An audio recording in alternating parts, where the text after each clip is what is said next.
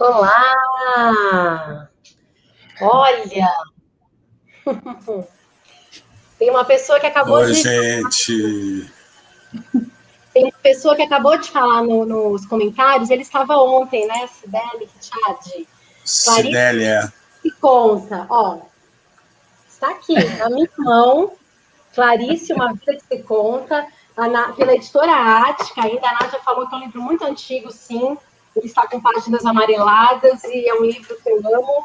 E queria começar, antes de apresentar essa biógrafa, professora de literatura e muito mais, lendo uma parte de uma carta, porque vamos falar de cartas de Clarice.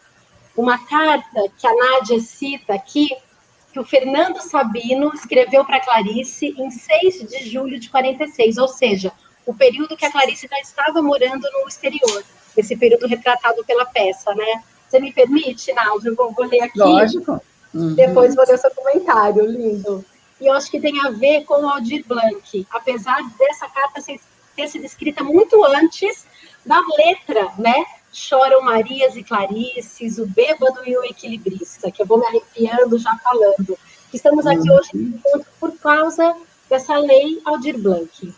E o Fernando Sabino escreve para Clarice assim: não concordo com você quando diz que faz arte apenas porque tem um temperamento infeliz e doidinho. Tem uma enorme esperança em você. E já te disse que você avançou na frente de nós todos. Passou pela janela, na frente deles todos. Apenas desejo intensamente que você não avance demais, para não cair do outro lado. Você tem que ser equilibrista até o fim da vida. E suando muito, apertando o cabo da sombrinha aberta, com medo de cair, olhando a distância do arame já percorrido e do arame a percorrer, sempre tendo de exibir para o público um falso sorriso de calma e de facilidade. Tem de fazer isso todos os dias, para os outros, como se na vida você não tivesse feito outra coisa, mas para você, como se fosse a primeira vez e a mais perigosa. Do contrário, seu número seria um fracasso. E aí a Nádia fala, essa imagem circense de Clarice traduz uma postura que assume na escrita, a de representar o perigoso instante do risco e de flagrá-lo aí mesmo na sua periclitância. E nós somos todos periclitantes, principalmente os artistas, morrendo de medo do que a Nádia vai falar, morrendo de medo do público, morrendo de medo do chat. Enfim, né? Nesse Dia Mundial do Teatro, acho que estamos comemorando em grande estilo, tendo o nosso espetáculo sendo, né, visto, apresentado, tendo a biógrafa master da sua idade, Clarice, conosco, dando, né, essa honra dessa fala. Então, enfim, vou falar, o currículo já diz por si, é um currículo resumido, tá, gente?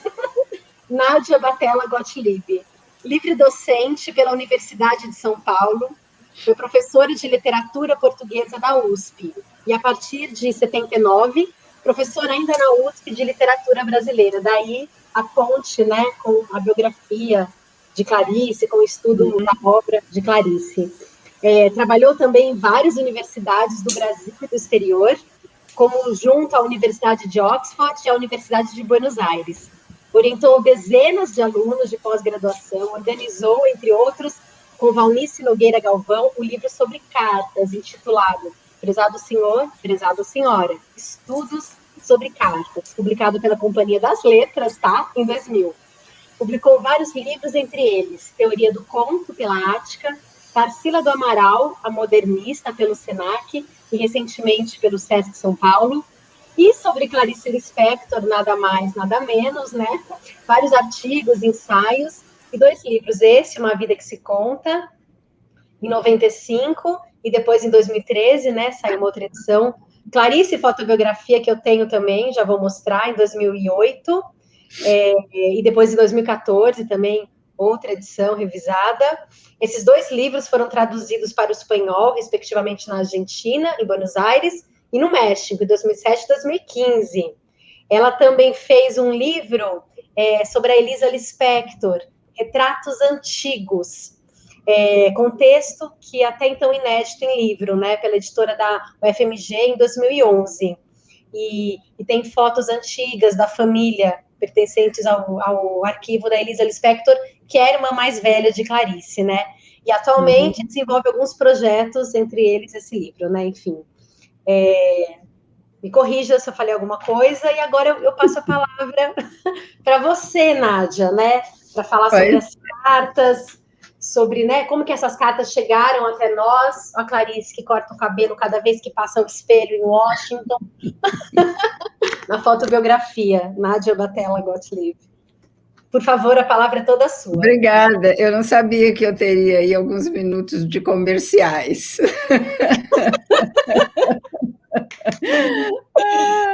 Obrigada, Estela, pelo jeito generoso aí com que você me apresentou.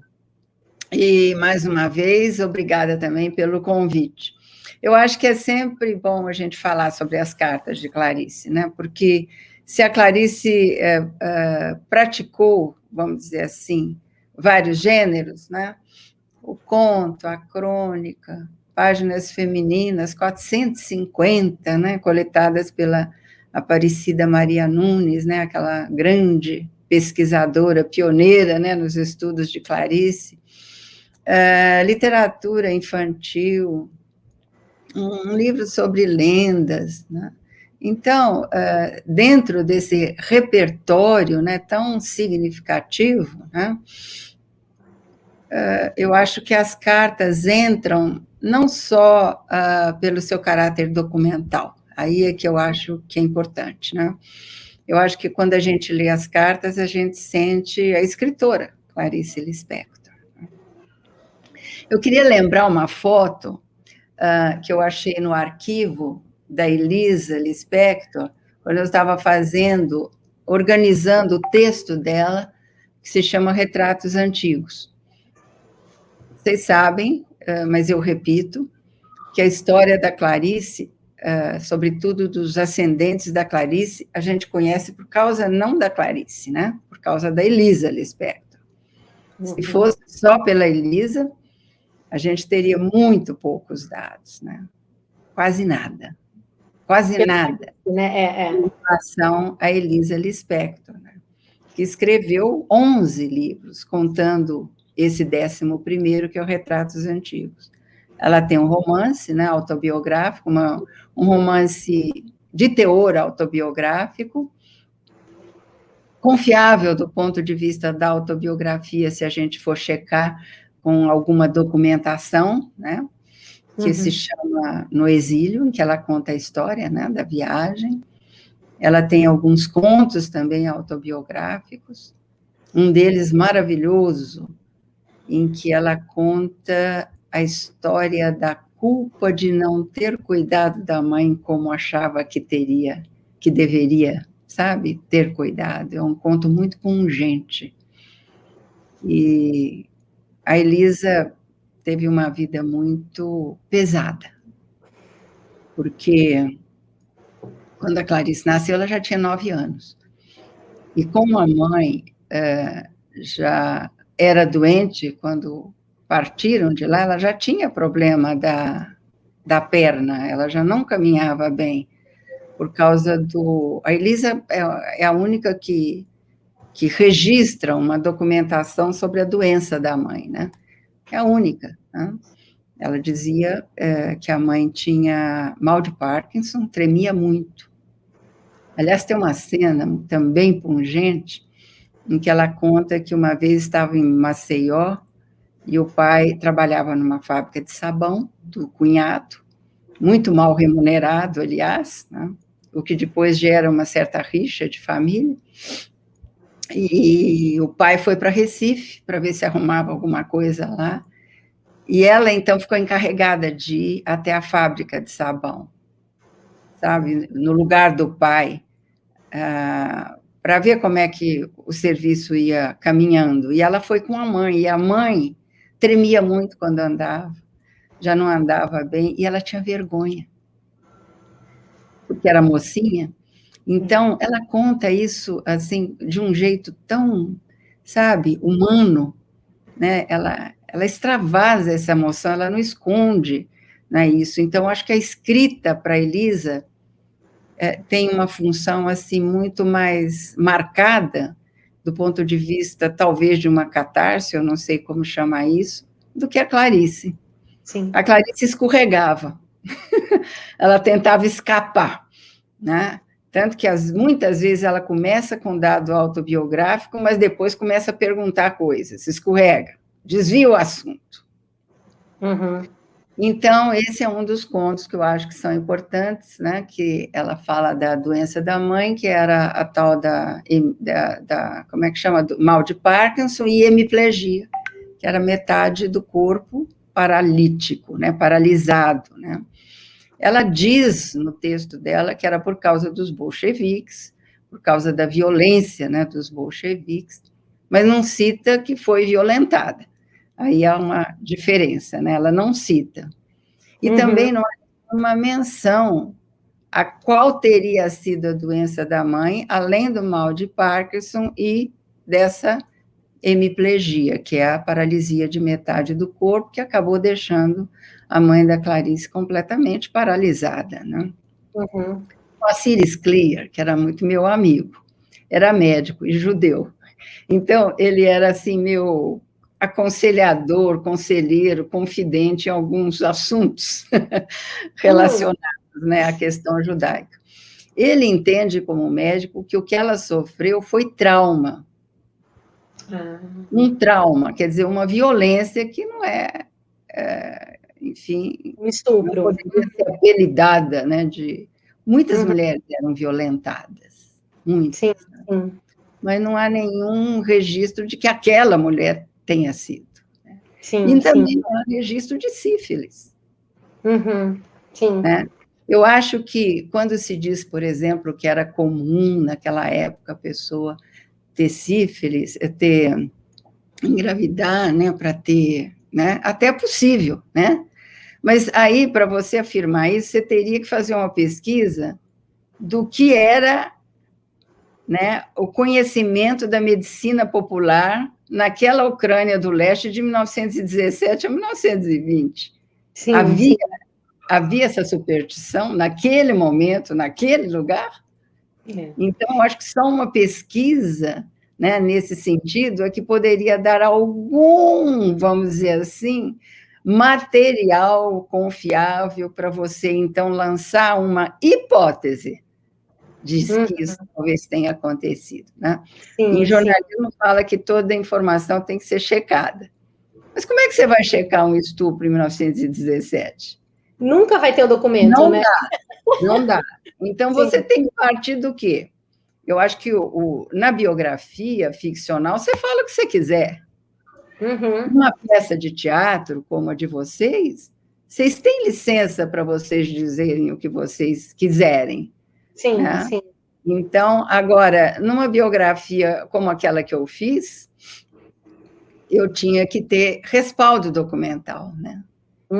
E, então, essa postura do pesquisador, ela consiste no respeito pelo documento. Agora, se não é checável, então lança como uma hipótese.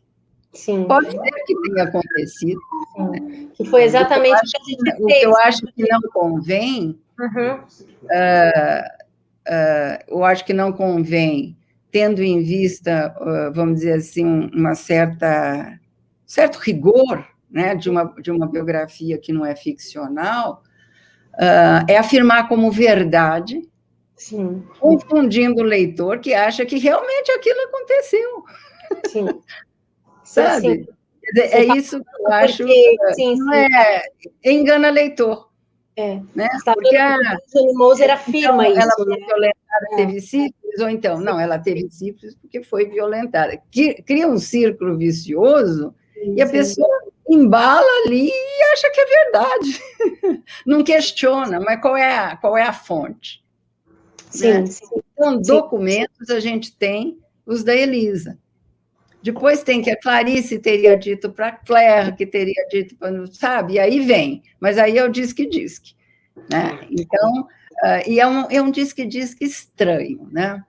Porque a Olga, que teria dito isso para a Claire, né? Ela disse que sim, a Olga não escreveu isso em lugar nenhum. A Claire não escreveu também. Então, uma série assim, de fatos que a gente vai, né, relacionando, né, a ponto de dizer, e eu quero dizer isso para vocês agora, que eu confio na Elisa. Por quê? Porque ela é considerada o baú da família, ela que contou a história da família, Sim. né? E ela que dá esses dados para a gente. Sim. Agora, se ela não falou que era porque é um segredo de família, aí é uma outra história. Então, segredo, daí eu vou fazer o quê com segredo? Eu vou dizer que é segredo? Eu não tenho competência para dizer que é um segredo. Vocês estão entendendo? Eu estou querendo explicar o ponto de vista do investigador, quer dizer, os compromissos que a gente tem com os documentos e a postura que a gente tem que adotar quando lida com esses documentos, né? Então, às vezes, fica difícil mesmo, né? Sim. E, às vezes, é mais fácil você apresentar uma linha de interpretação como se fosse a verdade do que questionar, sabe? Os pontos, né? Então, eu concordo com você. Mas isso tudo eu estou falando para vocês por quê? Por causa da importância da Elisa na história da Clarice, né? Então, além desse livro, que é No Exílio, ainda tem os contos, né, sobretudo esse, que tem um título maravilhoso, chama-se Exorcizando Lembranças. Olha a força desse título. Sim. Né, Simone? Você não acha que é forte esse título? Exorcizando Lembranças. E tem esses retratos antigos, que eu recebi da família, datiloscrito, né? Datiloscrito, é a pré-história da internet, e eram 10 capítulos, mas eu achei que tinha uma unidade. E é um texto muito bonito.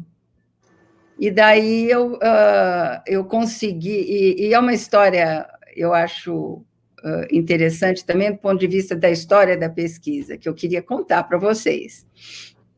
Porque eu achei esse texto em que ela conta de novo aquilo que ela conta no Exílio, mas de uma outra, com outro tipo de discurso, que é o discurso memorialístico, não é o discurso da ficção autobiográfica. Então, muda um pouco. Né? É a Elisa escrevendo, não é uma narradora, mas é no fundo, a gente sabe que é a Elisa, né? Ela nem muda muito os nomes dos personagens no Exílio, no romance, né? Ela dá uma disfarçada, né? Mas aqui, não, é ela, Elisa, contando como é que era a história da família, desde a Ucrânia, né, até as desgraças, né? Os pogroms, as perseguições e etc. E ela conta de um jeito muito interessante, porque ela conta olhando um álbum de família. Então, ela vê a foto do avô e fala quem é esse avô. Da avó, fala quem é esse avô. Daí vai para o outro lado, né? Materno, paterno. E um dos dois, que agora eu não me lembro nem qual, ela não tem a foto, só tem o porta-retrato de arame, perdeu a foto. Então, também tem esses vazios que eu acho muito interessantes. Depois passa para a mãe, para a Mânia, e para o pai, para o Pincas. E acaba que a Nicole, que é a sobrinha neta, que é a filha da Márcia, que, por sua vez, é filha da Tânia, a tal da sobrinha, né, a Márcia, a filha dela, né, vocês falam dela aqui numa das cartas, né, já são nossas conhecidas, né, a gente convive com elas como se estivesse na nossa sala, né? A Márcia se tornou bailarina? Não sei. Que queria ser artista, que queria ser artista, e daí a Clarice diz, não vá tolher a Márcia, e depois ela muda de ideia. Então, a filha da Márcia, que é a Nicole, é que pergunta para a Elisa certas coisas, né? Mas quem é essa mulher com esse chapéuzinho, com essa pena, tá? E daí ela, então, vai escrevendo a história. Uhum. E aí é que surgem, então, os retratos antigos. E o que eu queria contar para vocês, eu já contei isso em outras oportunidades, mas eu acho muito interessante, então eu vou repetir aqui. Uhum. Quando eu estava fazendo essa pesquisa, eu fui nos arquivos dela com os herdeiros, né, que a Tânia deixou para a Márcia, e lá eu achei o álbum de fotografia, onde estavam aquelas fotografias que servem de motivo para a escritura do livro. É um álbum grosso, russo, de capa toda, sabe, aquele trabalho de, como é que fala aquilo de que faz desenho no couro, sabe? Como Sim. é, tem um nome isso.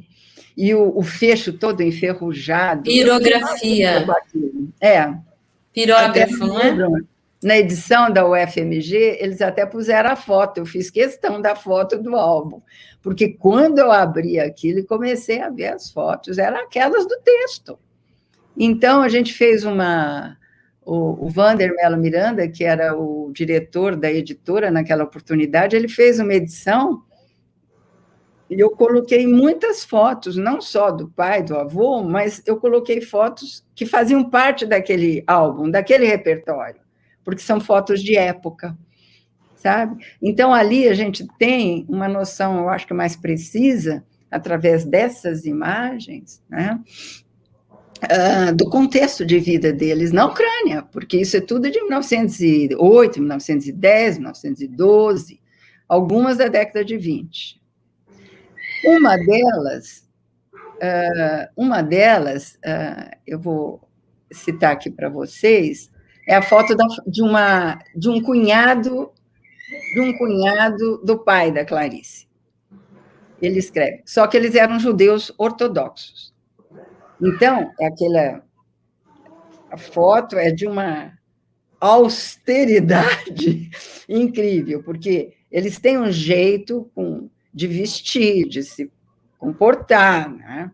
E eu até trouxe aqui, isso tudo está no Retratos Antigos, no livro, né? Mas eu trouxe aqui a dedicatória, porque eu quero comentar isso para chegar no que eu quero das cartas, né?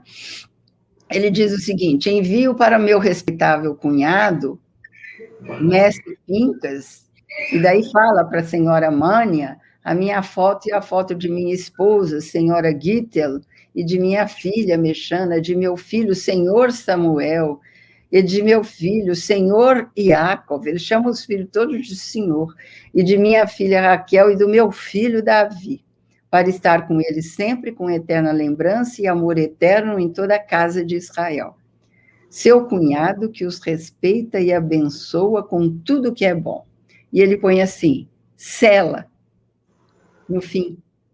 Quem traduziu isso do hebraico para mim foi a minha querida colega da USP, professora de hebraico, a Rivka Berezin, recentemente falecida. E ela foi muito gentil e me ajudou muito a fazer as traduções de todas essas fotos que eu achei, que havia traduções em hebraico e em Yiddish, e depois o Homero, também falecido, meu ex-aluno, fez a tradução do russo, né? Ele e a Aurora Bernardini, né? Então, eles fizeram as traduções das dedicatórias.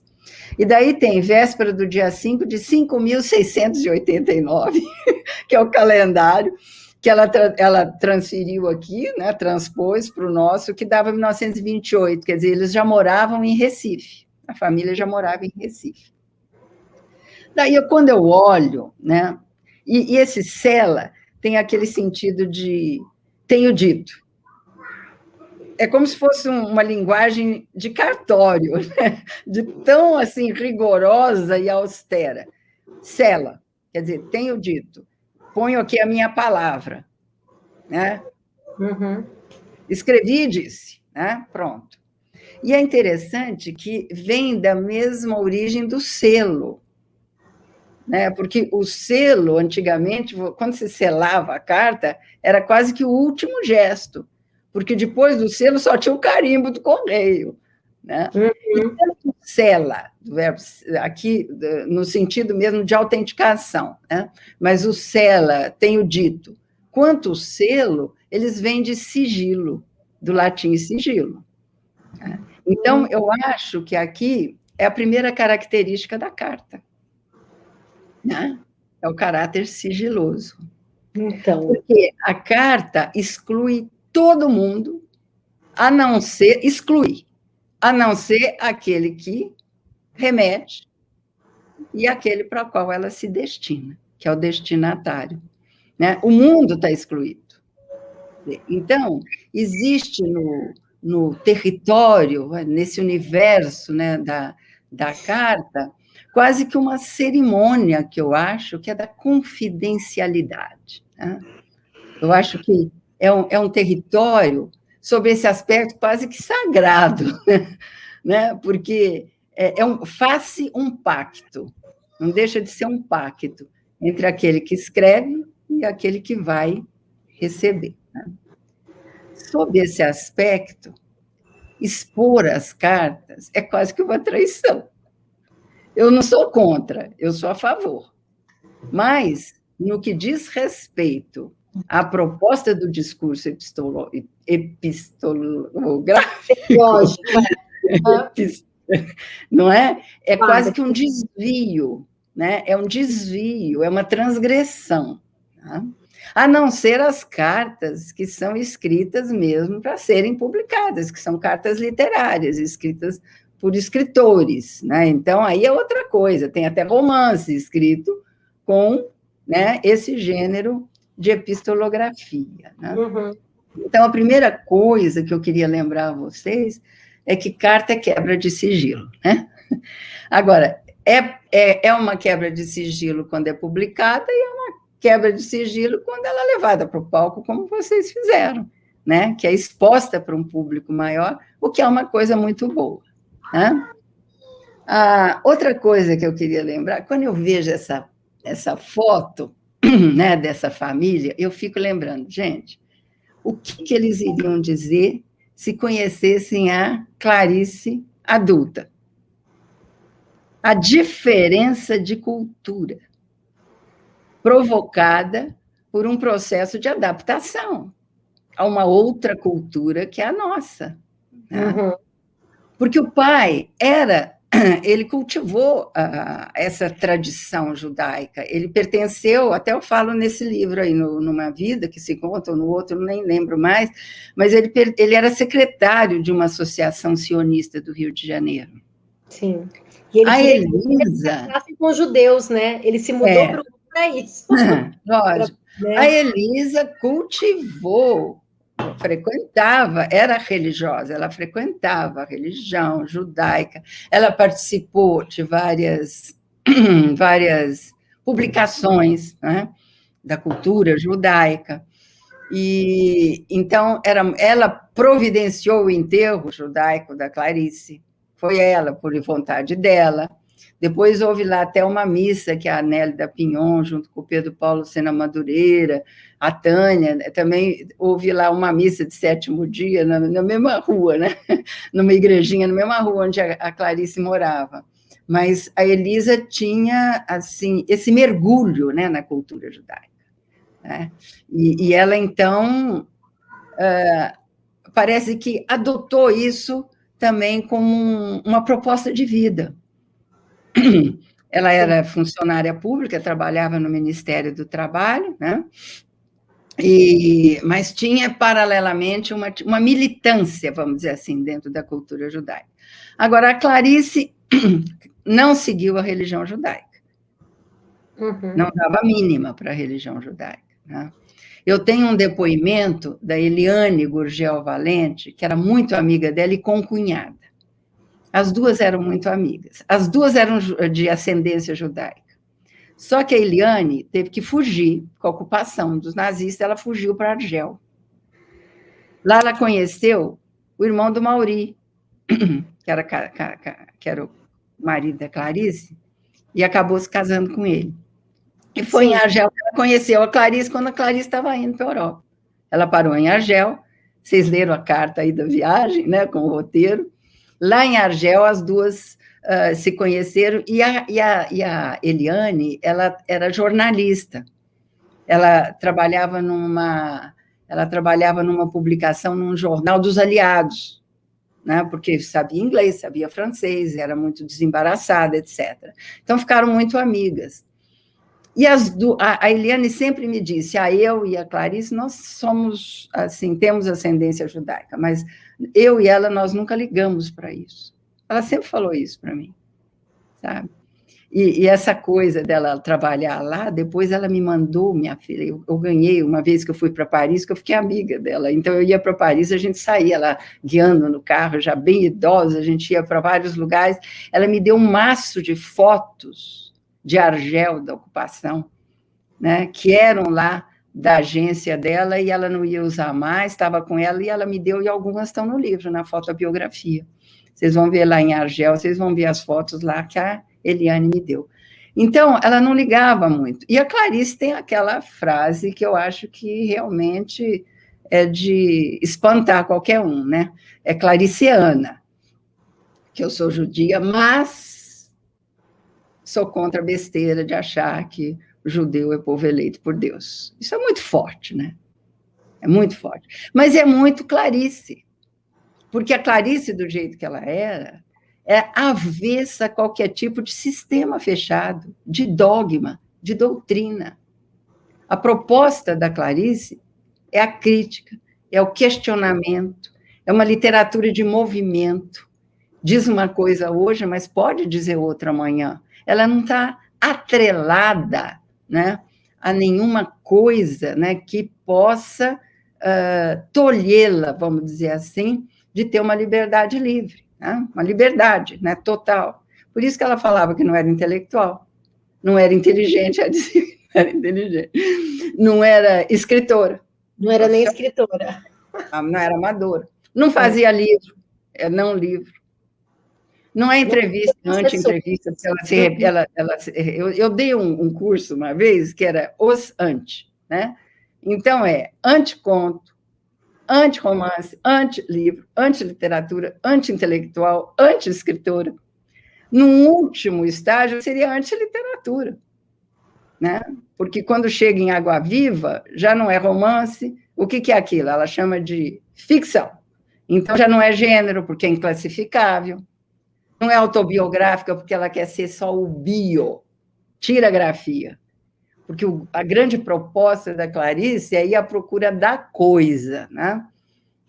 Aquilo que está atrás do pensamento. Às vezes ela chama de, como é que é? Estado de sentimento, que não é razão, né? Você acha que ela encontrou isso na pintura, Nádia? Você acha que ela encontrou isso na pintura? Porque em Água Viva ela fala isso, né? Ela quer ir atrás do pensamento. É um estado de estar sendo. Pode ser na pintura, pode ser na música e pode ser na literatura, nos momentos em que ela escapa do registro, da palavra. Por isso que ela não quer ser autobiográfica, quer ser bio, né? É a barata, é o sumo da barata, de Paixão segundo GH.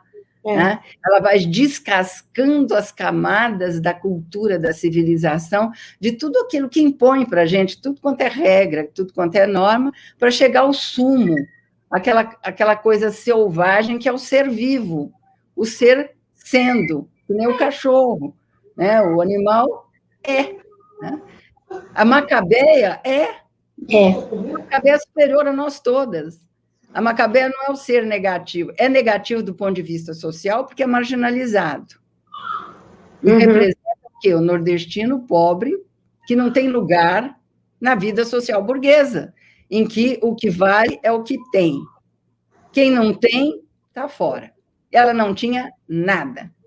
Nem cultura e nem gordura.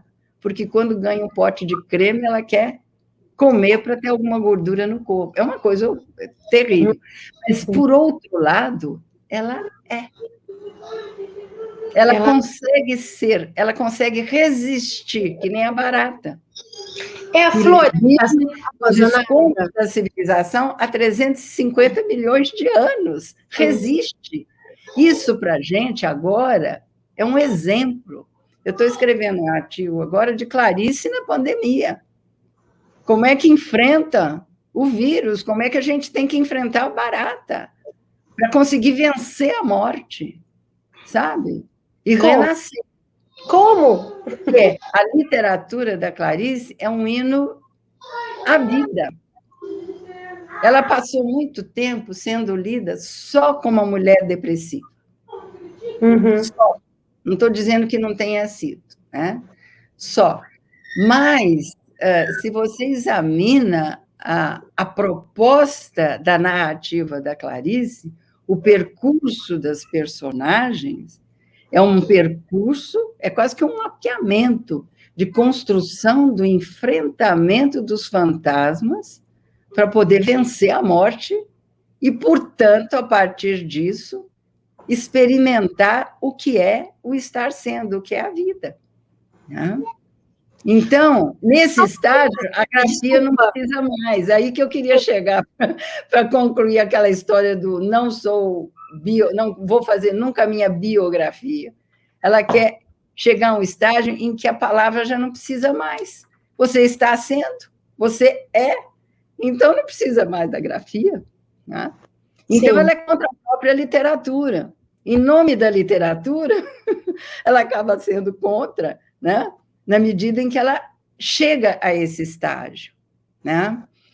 Fala, Estela, você ia falar, desculpa. Não, é porque no conto A Imitação da Rosa, né? A hora que o personagem vê as flores, a Laura vê as flores, as rosas, as rosas são, né? A rosa é.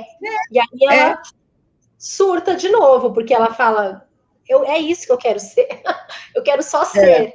Então é muito esse conto, porque é difícil às vezes entender que surtou. Não, por isso, porque as rosas são sem pedir aprovação, sem pedir nada. As rosas são, existem. Simplesmente são, né? É só falar uma coisa, então, só voltando ali, a gente está numa transmissão online, né? Numa temporada online. Mas agora você mudou a história desse espetáculo, tá? Porque se amanhã vai passar o mesmo espetáculo, mas presencial a gente vai acrescentar essa informação. Eu não tinha essa informação dessas outras doenças que você está falando que a Elícia trouxe. Eu vou colocar texto na boca das atrizes também. Essas hipóteses. Porque dramaturgicamente, dramaticamente, eu queria colocar essa fala da Clarice, né? Que está naquele conto lindo sobre pertencer, né? Eu nasci para curar minha mãe. E aí eu pergunto a você também, isso foi um trauma na vida? Porque assim, a Elisa, como você falou, tinha 9 anos, 9 para 10 anos. Então, da onde a Clarice tirou isso? Que ela nasceu para curar a mãe, ela não curou? Ela deve ter ouvido isso. Agora, eu tenho uma cisma com essa história. Sabe por quê? Ela tinha muita admiração pelo pai. Ela fala muito no pai, né? E tem um texto dela que se chama Persona, que é lindíssimo, né? Que o pai dela diz que quando queria elogiar alguém, eu acho que no momento que a gente está vivendo, os valores humanísticos sendo estraçalhados, tá? Essa literatura tem outro valor, né? Revigora, né? Mas o que eu estou falando? Do negócio da persona. O pai dizia assim, quando ele queria elogiar alguém, assim, que tinha, sabe, digno, né? Gente, ele falava, é uma pessoa. Isso que ele falava. É uma pessoa. Eu acho isso lindo, sabe? Porque nessa pessoa está todo um conjunto de caráter humanitário, né? Sabe? Que são valores que a Clarice recebeu, né? Desse pai e dessa mãe. Tá? Então, eu acho que por isso que eu fico muito grilado, né? Como é que um pai e uma mãe têm coragem de falar para uma filha que ela nasceu em vão? Então, eu acho isso de uma crueldade, sabe? Toda vez que eu vejo eu leio essa crônica, eu fico indignada. Eu falei, gente, mas como é que um pai e uma mãe vão dizer uma coisa para uma criança dessa? Né? Uma história dessa. Você era para curar sua mãe, você não curou. Você nasceu em vão. Não sei se foi o pai, se foi a mãe, se foi a tia, porque a gente não sabe. Em algum momento, a gente não sabe quem foi o espírito de porco que incutiu isso na cabeça da Clarice. Sabe, eu não me conformo com isso. Né? Eu fico indignada com essa história. Porque é uma crônica maravilhosa, né? Contando uma história absolutamente perversa. Cruel, Cruel. Sim. Né? E ela nunca achou esse lugar, né? Talvez no Rio de Janeiro, né? Ela conseguiu criar essas raízes, mas isso eu acho, né? Ela nunca achou esse... Ela fala muito bem, ela tem uma raiz, que é a língua portuguesa. Né? A língua portuguesa salvou a Clarice. Eu acho que a língua portuguesa salvou a Clarice. Né? Porque ali ela está bem. Né? Ali ela está bem. Mas ela está bem ali fazendo, clariceando, vamos dizer assim. Sim, sim. Fazendo o quê? Desmontando preconceitos, desmontando mitos, né? Desconstruindo verdades, né? Chacoalhando mentes, denunciando machismos, embora não de uma forma militante, tudo através da linguagem, através do quê? Das estruturas narrativas, né? Através dos ritmos, dos movimentos, que a peça de vocês traduz muito bem, não é? Agora, o que eu tinha preparado para falar para vocês não é nada disso que eu estou falando. O que eu queria dizer é o seguinte, é de como, a partir disso, que seria o que eu chamo de cenário da... O que eu falei? Cenário da... Como é? Que era uma coisa muito... Confidencialidade, não foi que eu falei isso? Sigilo. Isso. Como é que a carta, e isso a seleção dos textos que você fez traduz muito bem, como é que a carta, ela parece uma cartola de mágico, porque dentro do repertório vão aparecendo coisas, né, que compõem várias histórias, né? Não é só história de vida. Às vezes ela aparece o que o francês chama de journal intime, né, que é o diário íntimo, né? Eu falo nisso no prefácio da edição francesa, eu fiz o prefácio da edição francesa, que eu chamei de Le pouvoir de lettres. Eu estou falando em francês porque eu acho chique, né? O poder das letras, eu acho chique.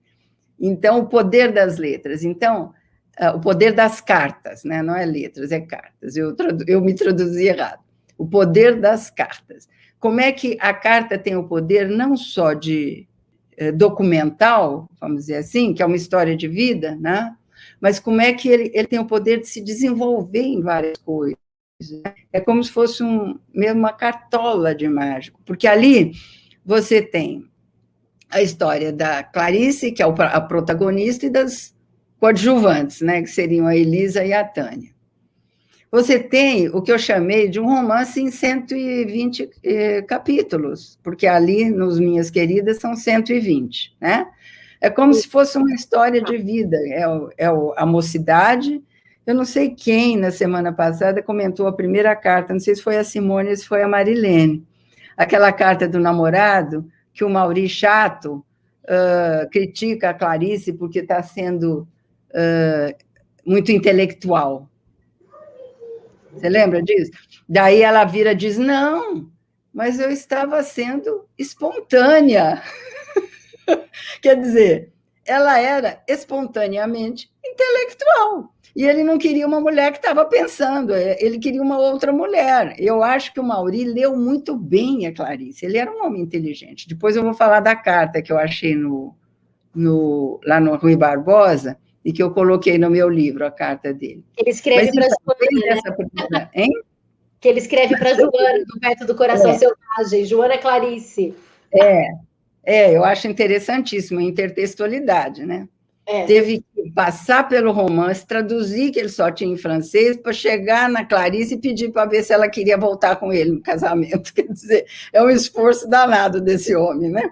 Mas ele entendeu a Clarice. A Clarice era o quê? Uma escritora da moça, e ele queria talvez uma jovem mais assim, solta, mais desligada, menos... Ele queria uma mulher de diplomata, que ela nunca seria. É isso aí. Mas ele leu bem a Clarice, ele entendeu bem a Clarice, né? Mas, então, eu acho que dá para ler como um romance, porque você tem desde a juventude, passando pelo namoro, pelo casamento, pelos anos lá de casado, depois pela separação. Então, eu sempre digo que pode ser um romance em 120 fragmentos, né? 120 capítulos, né? Mas, além do caráter documental, eu acho que existe também uma literatura de viagens, né? Que a gente chama de diário de bordo, né?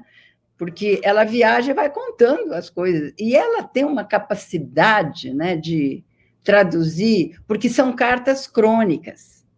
É uma coisa engraçada. Crônicas, assim, não no sentido de não é agudo, é crônica no sentido de gênero mesmo, né? Uhum. E quando ela, por exemplo, as crônicas sobre Berna são maravilhosas. Quer dizer, não é só a paisagem, né? Não é só a paisagem. Tem uma crônica que eu amo. Eu não consigo falar de Clarice sem repetir. Tem gente que nem aguenta mais me ouvir por causa disso. É a lembrança de uma fonte de uma cidade, que é sobre Berna, porque ela mora ali em frente à A janela fonte, dela para essa a fonte. fonte da justiça, né? A fonte da justiça. Uhum. E Uhum. é a fase aguda, né? Ela está assim muito. Berna é um cemitério de sensações, por aí você diz, né? O Samuel Weiner já tinha dito isso para ela, né? Que ela não ia aguentar ficar lá, né? Porque é aquela cidade muito bonitinha, tudo arrumadinho, parece um presépinho. Ela tem uma imagem maravilhosa de Berna, que diz que parece aqueles recortes de papel que você vai brincando. Tem teto assim, tem teto assim, tem riozinho, tem pontezinha, e é mesmo. E ela morava perto da Rua da Justiça, quando vocês descrevem aquela casa, é a Rua da Justiça número 48, né, que eu fui lá, tem até uma foto sentada em frente. E tem uma foto que eu achei de época dos anos 40 que está na fotobiografia, em frente a essa casa, que ela descreve na carta. Né? Uhum. Então, já utilizando o recorte para traduzir a paisagem de uma cidade. A Catedral de Berna, ela faz uma descrição da catedral que já não é a massa arquitetônica, mas é as luzes, né, da catedral, quase que numa pintura abstrata, sabe, de transparências. Então, ela faz pinturas com a literatura dela, né, com as crônicas, né, e também nas cartas. Tá? Sim, Mas sim. eu ia dizendo dessa crônica, porque no fim ela disse que ela ia ao cinema todo dia, não tinha o que fazer, e estava nevando quando saía do cinema, e ela disse que estava tão, assim, triste, né, tão depressiva, né, que estava pior que um mendigo, que não tinha nem o que pedir. Quando você lê essa crônica, você já sabe quem é a Clarice em Berna, não precisa mais nada. Né? Nada. A tradução do estado de espírito dela em Berna. E assim como ela descreve Berna, ela descreve vários outros lugares. Né? E descreve o caráter nacional suíço, medo de errar, sabe? Aquela coisa de fazer relógio, porque não erra. O medo de errar. Ela diz que ela tem uma coisa maravilhosa sobre o suíço, que diz que eles costumam exportar os seus demônios, mas que nas férias eles adoram viajar para reencontrar os demônios que eles exportaram. Eu acho uma maravilha. Isso é a tradição do caráter nacional suíço. Sim. Ela descreve as pessoas, aquela contenção, né, dentro do purismo religioso, com as bochechas meio vermelhas, né? Quer dizer, a descrição do povo suíço, né? Isso tudo nas cartas. Né? Sim, então, acho muito interessante nas cartas e nas crônicas. E, além disso, as cartas traduzem história dos livros, história das edições, a história da diplomacia, a história da política brasileira, porque ela vai perguntando as coisas, né? E que se completa com a passiva. Quer dizer... A gente contou muita coisa, né? Tinha uma cena da Suíça, que está no livro Uma Aprendizagem ou o Livro dos Prazeres, que eu queria colocar, que ela fala do silêncio, né? Quando às 10 horas tudo se fecha, as luzes se apagam, aí fica aquele barulho de folha, mas ainda não é o silêncio. O silêncio é um outro silêncio, é dentro da gente. que o coração bate, que a gente não aguenta ficar nessa vibração das trevas. E a gente tentou fazer isso e não funcionou em cena, a gente tirou. Mas esse silêncio... Porque tem muita coisa que... Tem muita coisa que vocês têm que trabalhar a adaptação. Às vezes nem tudo é possível, né? Nem não tudo é possível. Vocês têm os veículos aí do teatro, né? O Eduardo, né, Moreira, sim. Ele fez comentários vários, que eu achei muito interessante, porque ele é da ala do teatro, né? Ele entende bem. Eu não entendo de teatro, né? Eu estou falando aqui da literatura das cartas, né? Mas ele fez observações que eu acho muito interessantes, de como vocês lidaram com o ritmo, como vocês ligaram com várias narrativas, porque tem o dramático, mas tem também vocês contando uma história, não é? Esse diálogo entre as duas também eu achei muito interessante. A carta final também gostei muito, sabe? Então, essa mistura aí das coisas, né, que vocês foram fazendo, né, que eu acho que deu um ritmo bem bom aí para a peça, né? E além das imagens e dos sons e etc. Né? Só para terminar a questão dos gêneros, eu queria lembrar que existe aí também, não é? Existe aí também a questão da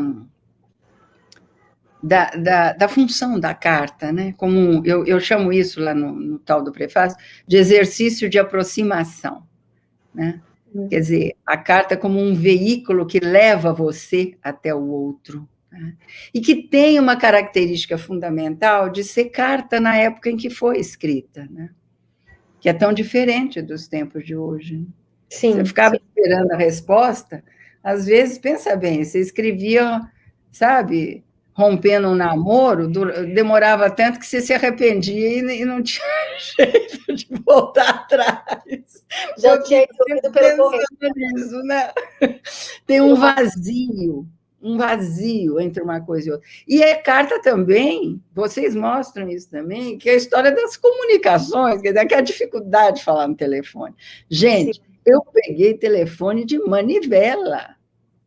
Eu sou de meados do século passado, eu nasci em 1946. Eu era menina, morava no interior de São Paulo, eu lembro que eu ficava assim para falar com aquele negócio que ficava lá e tinha um negócio que punha do lado, assim, sabe? Quer dizer, as coisas mudaram muito de repente, né? E ela tem uma citação que eu acho muito interessante, que ela diz da alegria, né, de receber o envelope verde e amarelo. Ela fala isso numa entrevista para um tal de Badaró. Eu até copiei aqui, eu falei, eu vou ler isso aqui lá no coisa de hoje. Ela diz o seguinte, olha, e tem uma coisa que eu gosto demais do que tudo, as cartas dos amigos. Isso ela fala nas cartas, vocês também mencionam isso, né? E no estrangeiro, com uma saudade enorme do Brasil, um envelope tarjado de verde e amarelo passa a ser a coisa mais importante que se pode receber. Então, aí vem a imagem daquele envelopinho, né, que eu já recebi também, cartas de amor, também. E outras mais profissionais, mas no tal envelopinho verde e amarelo. Isso tinha, assim, quando chegava o carteiro, sabe, coisas que se perderam, né? Hoje é um clique, você está em qualquer lugar do mundo. Precisava esperar a carta chegar. Você mandava um... E quando o Lúcio mandava a carta para ela? Hein? Do Lúcio Cardoso. Imagina quando ele mandava a carta para ela? Pois é. Respondeu todo esse tempo, né? Pois é. Agora, eu acho que o conjunto mais importante das cartas realmente é do Fernando Sabino. Sabe por quê? Porque o mais importante da carta é a troca. Sabe? É a troca. É você ter a ativa e a passiva. A Clarice escreve e recebe. Escreve e recebe. Isso foi possível com as 50 e tantas cartas que estão no Cartas Perto do Coração. Sim. Quando tem só ativa, você perde um pouco essa perspectiva.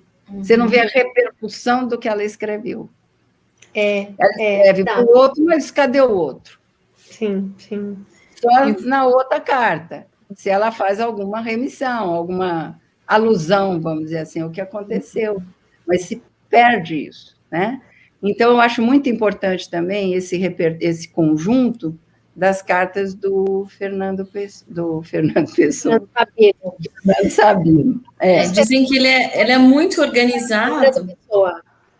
Que ele era muito, diz que ele é muito organizado, ele sempre escreveu essas cartas carbonadas, né? Então ele escrevia já no carbono, então uma sempre ficou com ele, por isso que a gente tem esse material também. Não, mas as cartas dele eu li os originais na Fundação Rui Barbosa. Sim. Não tinha nada publicado quando eu fiz o livro.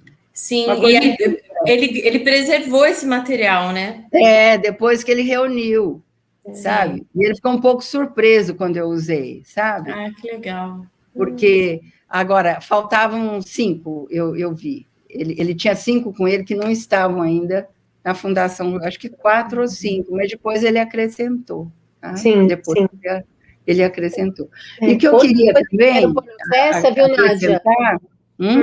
Só um parênteses, outra coisa que eu quero pôr na peça também, além dessas 3 hipóteses da doença da mãe, que agora você mudou, vamos colocar, porque eu acho que a gente tem que colocar como hipótese e como dramaticidade também, a foto, né? Porque a Clarice sempre fala assim, mandem retratos, porque o período de 15 anos você muda muito.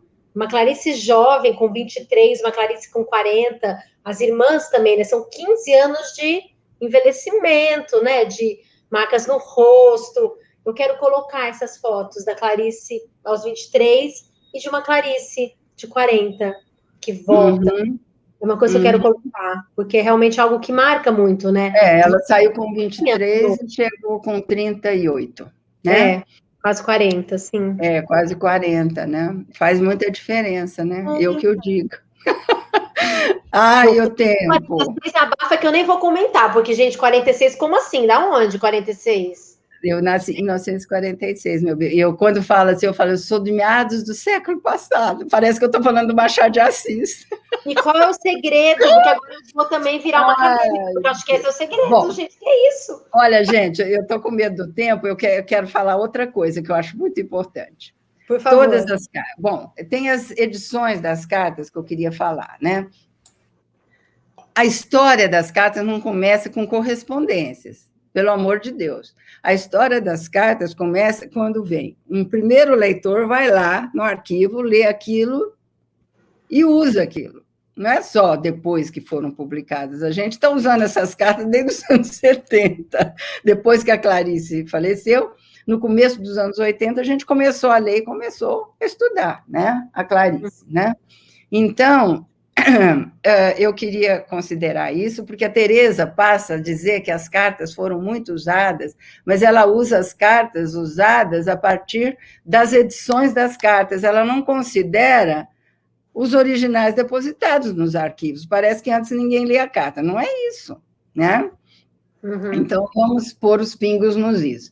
Tanto que existe aquela carta que eu acho muito interessante da Olga Borelli, que ela escreve para a Olga, pedindo para ser amiga da Olga, que eu acho que não existe carta daquele dia. Eu nunca li uma carta tão interessante que nem aquela, né? Você quer ser minha amiga?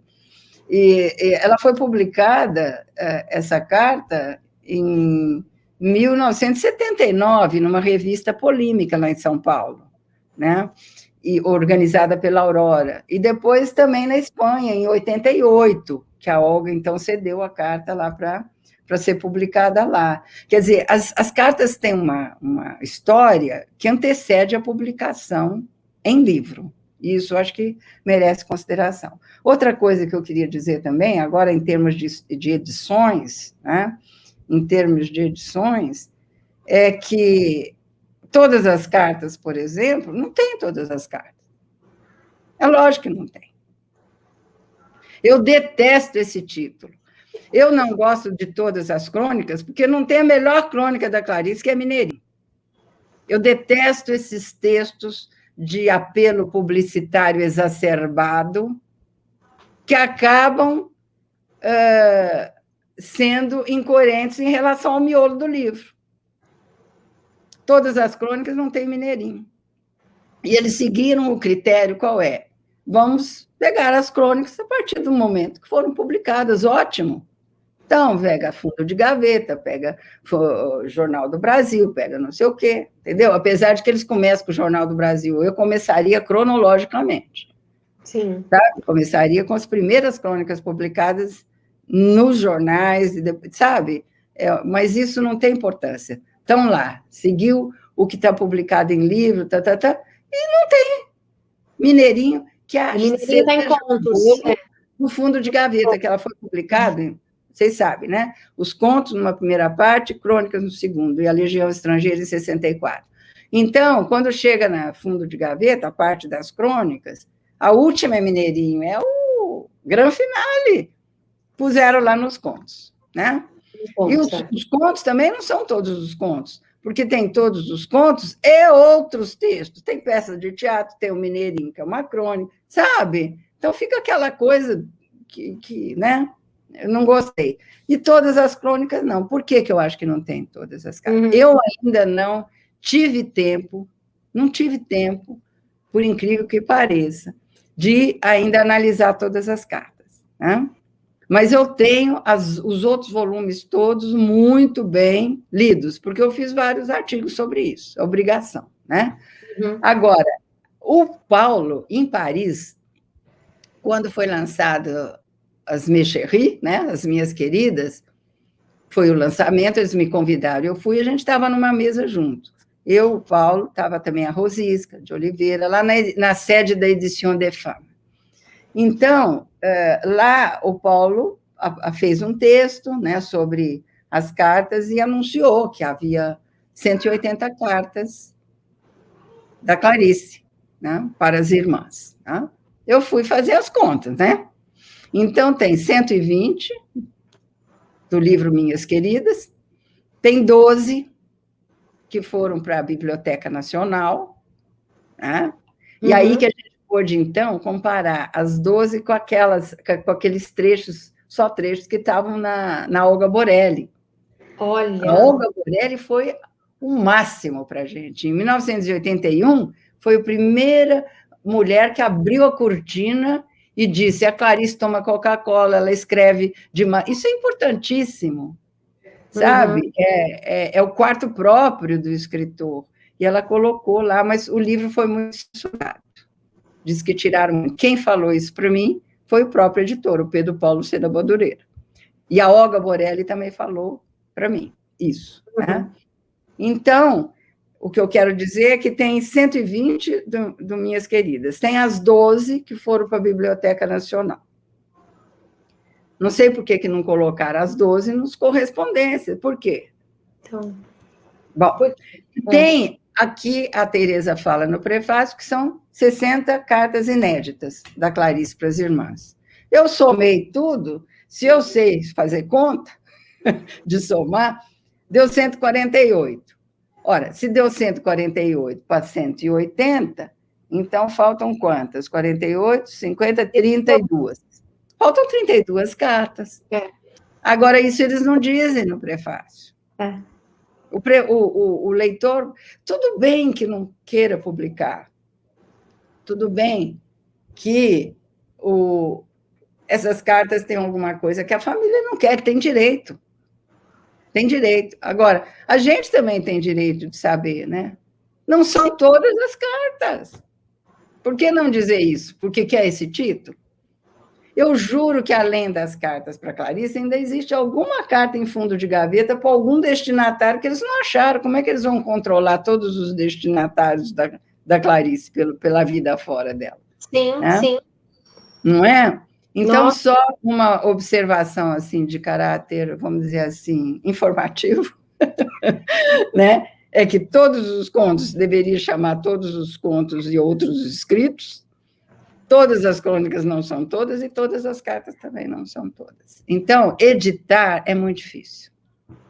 Muito. Não é fácil editar, né? Muito. Então, eu sou implicante, eu estou ficando uma senhora idosa muito implicante. Eu impliquei com esses 3 títulos, que eu não aceito esses 3 títulos. Por que não põe igual a edição até o Ricardo Iannaz, que me mostrou isso, outro estudioso da Clarice, né, da pintura, da fotografia. O Ricardo falou: Nádia, olha aqui o Nelson Rodrigues, né? Quase Quase todo, Tiago. Quase resolvi o problema todo. Né? Quase todas as menos pretencioso. Sim. Porque todos é pretencioso. É pretencioso e enganoso. Né? Então, aqui eu já manifesto a minha implicância explícita. Repúdio. Né? Contra esse título horroroso, que é todos os... Que mitideza, como diz o outro, né? Não gosto dele.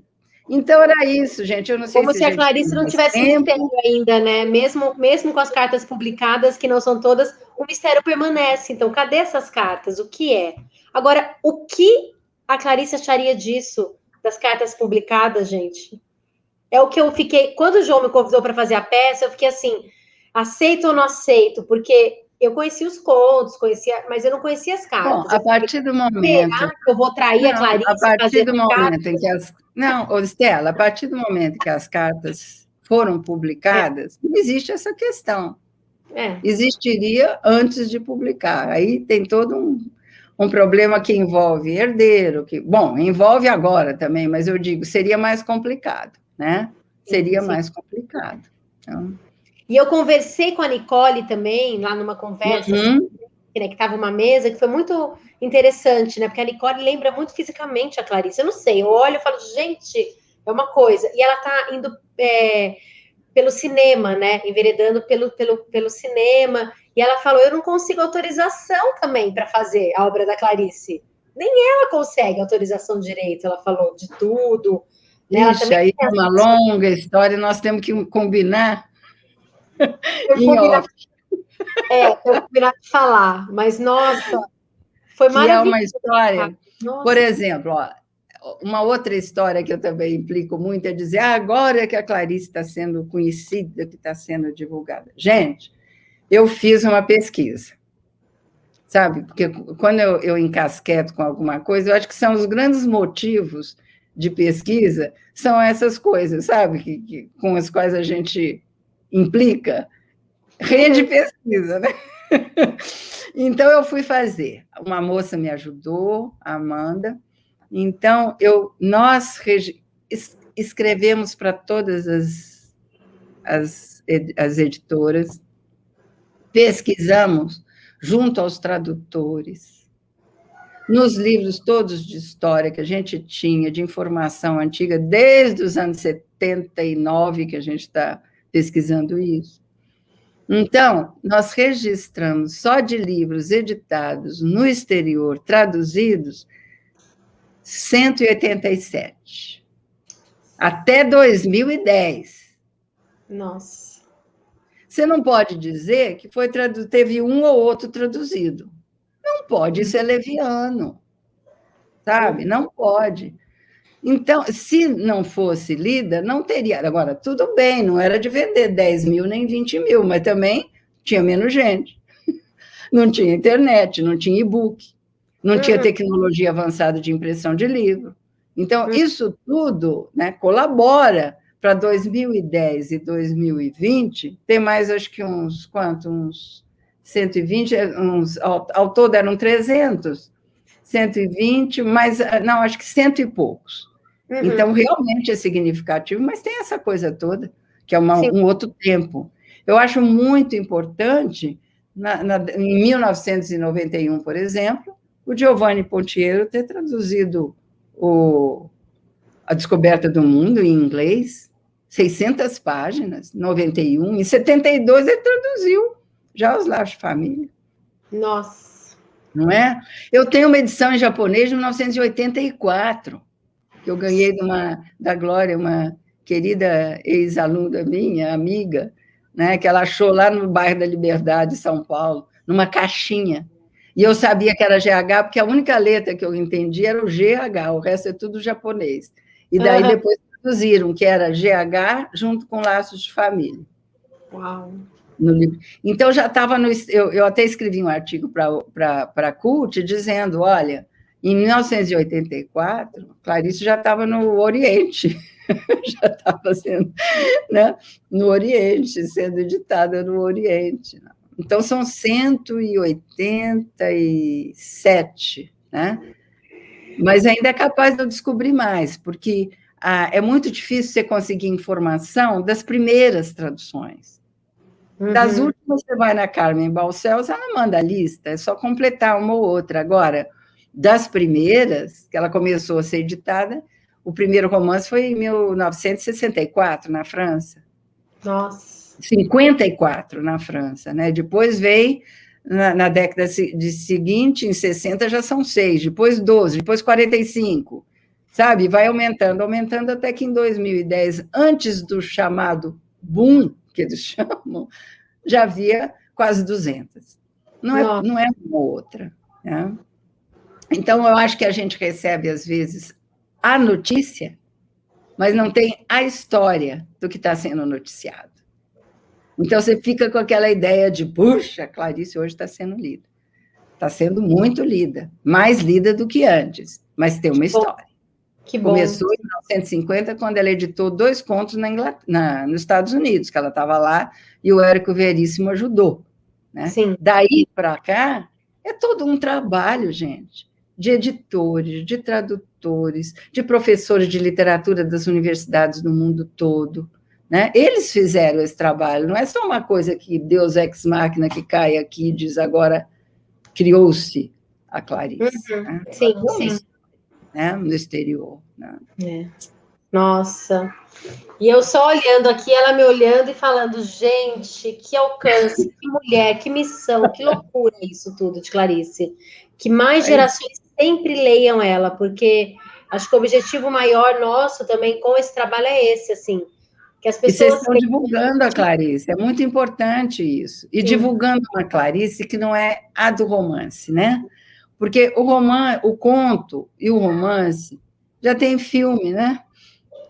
Tem A Hora da Estrela, tem O Corpo, agora tem recentemente uma aprendizagem, né, da Marcela Lordi, vai ter agora, o ano que vem, A Paixão Segundo GH, do Luiz Fernando Carvalho, espetáculo de filme, uma maravilha de filme. Ai, você já viu? Ai, que privilégio! Uma maravilha de filme, é de assim, sabe, filme de arte, bem feito, daqueles que você quer ver 2, 3 vezes.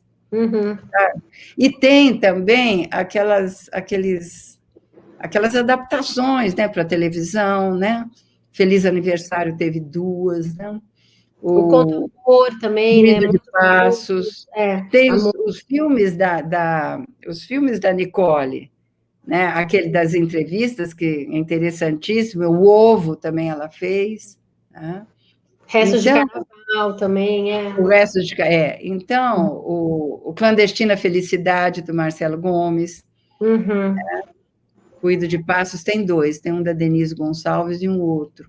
Então, eu acho que esse lado, pelo menos, já foi, de alguma maneira, já foi tocado, né?